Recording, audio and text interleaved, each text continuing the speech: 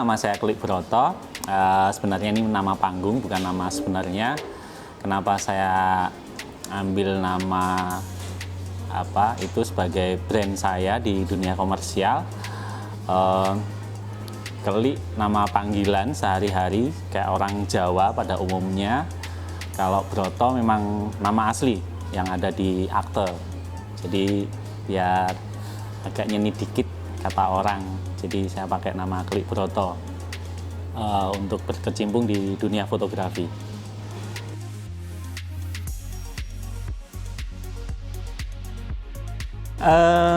Definisi fotografer komersil ya sebenarnya kita banyak ngerjain foto-foto untuk dunia periklanan. Sebenarnya nggak cuma periklanan sih, ya kayak corporate kita juga ngerjain.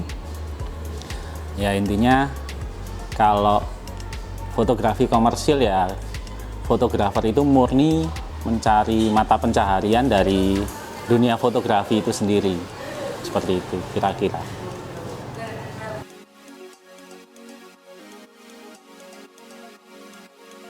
Oke, awal saya mulai belajar motret sebenarnya dulu waktu SMA sering naik gunung.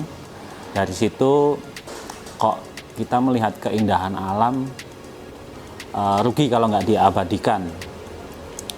Jadi pertama ya dari tustel otomatis lah zaman dulu itu, terus beranjak belajar ke SLR. Dari situ saya pinjem dari teman-teman yang ekstrakurikuler di bidang fotografi. Dari situ mulai tertarik dengan dunia fotografi, apalagi ketika saya memulai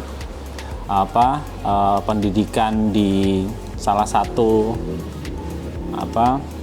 akademi di Jogja. Saya ngambil desain grafis. Di situ ada mata pelajaran fotografi. Dari situ saya malah lebih pengen mendalami fotografi, malah bukan desain grafisnya. Lalu setelah saya magang di dunia kerja, bertemu dengan banyak kakak-kakak senior alumni salah satu sekolah di Jogja yang mulai berkecimpung di dunia fotografi profesional.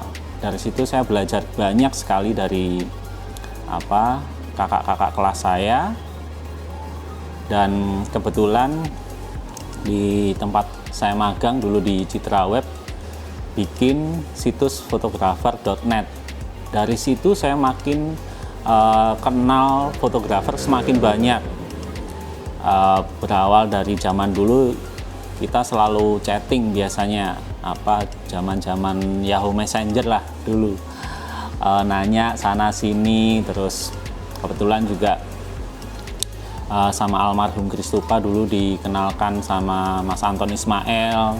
Jadi belajar dulu ya by email atau chatting. Jadi caranya bikin foto ini caranya gimana, terus dikasih tips-tipsnya, terus kita praktek sendiri. Terus kalau udah kita habis motret ya sebelum diupload di FN kita preview dulu kurangnya apa. Kalau memang sudah layak tayang ya baru kita upload. Dulu pembelajaran banyak ya dari FN itu sendiri sih.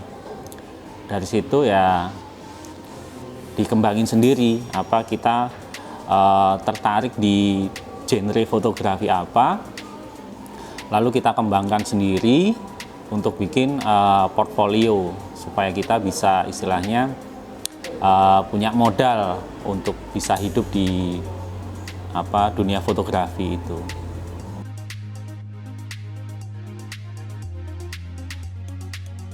Kalau genre fotografi yang kebetulan saat ini saya gemari adalah still life, karena pemainnya belum banyak seperti wedding atau foto model, karena secara teknis still life lebih susah dan banyak fotografer yang istilahnya belum tertarik di situ. Padahal secara permintaan itu masih sangat banyak sekali dan pemainnya belum banyak. Jadi istilahnya kalau kita pitching atau bertemu lawan istilahnya kita adu pitching dengan fotografer tuh belum banyak. Jadi gesekan antar teman tuh masih sangat sedikit sekali di dunia still life.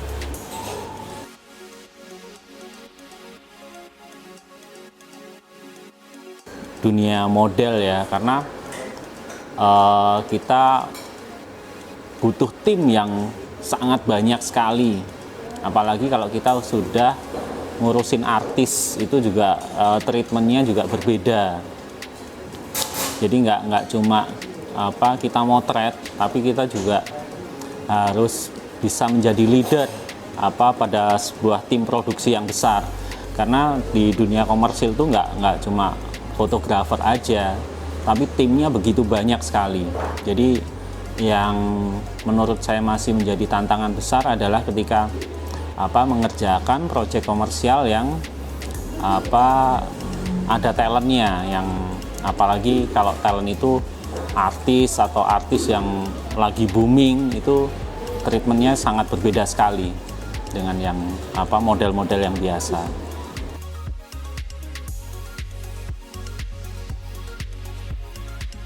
Oke, step-step komersial biasanya kita mendapatkan pertama kali itu dapat brief dari klien atau dari agensi. Setelah kita membaca brief, kita akan meminta bantuan dari produser. Kita diskusi dengan produser keperluannya untuk mengeksekusi layout itu apa aja. Terus kita juga harus bisa menentukan layout itu, kita pilih timnya yang cocok untuk layout ini siapa aja, mulai dari makeup, kalau ada modelnya makeup artisnya siapa, untuk yang ngurusin wardrobe-nya yang bagus siapa, kalau ada propertinya juga tim props-nya siapa. Terus untuk mengeksekusi layout itu kita butuh equipment apa aja. Terus lampu itu juga, lensanya itu kita sudah breakdown detail untuk keperluan produksi. Nah, itu kita dibantu oleh sang produser untuk membuat harga. Setelah nanti dikompil semua harga-harga itu, baru kita submit ke klien atau ke agensi sebagai kita ajukan pitching harga.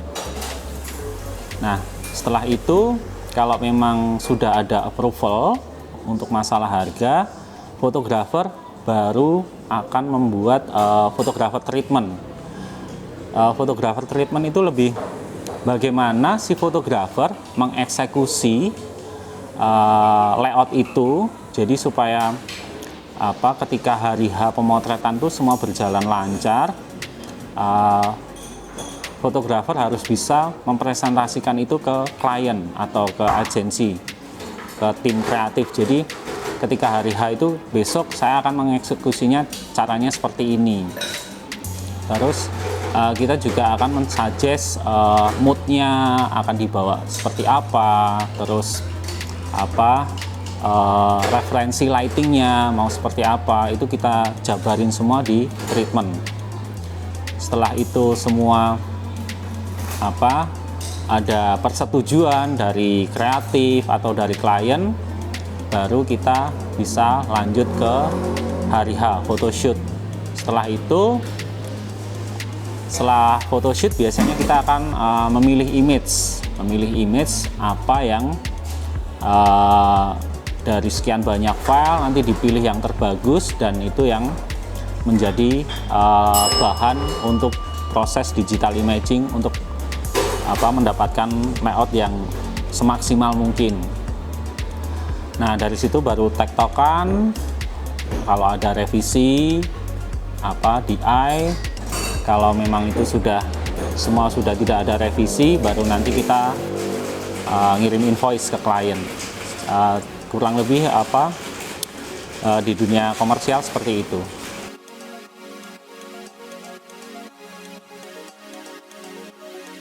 Oke, portfolio itu sangat penting sekali untuk fotografer ya, apalagi kita mau fokus di bidang itu, karena biasanya klien akan mencari fotografer yang mempunyai portfolio yang mendekati layout yang dibuat oleh klien atau agensi. Nah, kalau kita belum punya portfolio, biasanya kita kurang dipercaya sama klien. Bisa membuat sebuah image sesuai dengan harapan klien itu. Nah, kalau kita belum punya portfolio, ketika ada saudaraan klien itu biasanya kita bisa ngakalin dengan, boleh nggak aku test shoot dulu kalau memang suka atau bisa mendekati dengan layout, baru nanti kita bisa ngajuin harga ke klien. Jadi jangan berkecil hati kalau kita nggak punya portfolio, tapi setidaknya kita mencoba test shoot dulu yuk, tawarin ke klien, hitung-hitung kita juga bikin portfolio yang mendekati layout. Lalu semakin banyak portfolio itu kita akan lebih enak untuk jualan, karena jadi dari portfolio yang kita punya itu biasanya klien akan melihat, oh, kemampuan fotografer ini kira-kira ada di titik seberapa nih, sudah expert atau belum. Terus karena pressure-nya di dunia komersial berbeda dengan kayak kita hunting foto gitu, kita motret model yang rame-rame, yang tidak ada pressure dari kreatif atau agensi. Karena di dunia komersil itu nggak cuma kita bisa motret, tapi kita juga harus bisa nge-treatment klien dengan bagus. Jadi gimana servis kita ke klien itu juga dilihat. Jadi nggak selain portfolio, itu juga harus didukung dengan treatment fotografer ke klien yang bagus juga.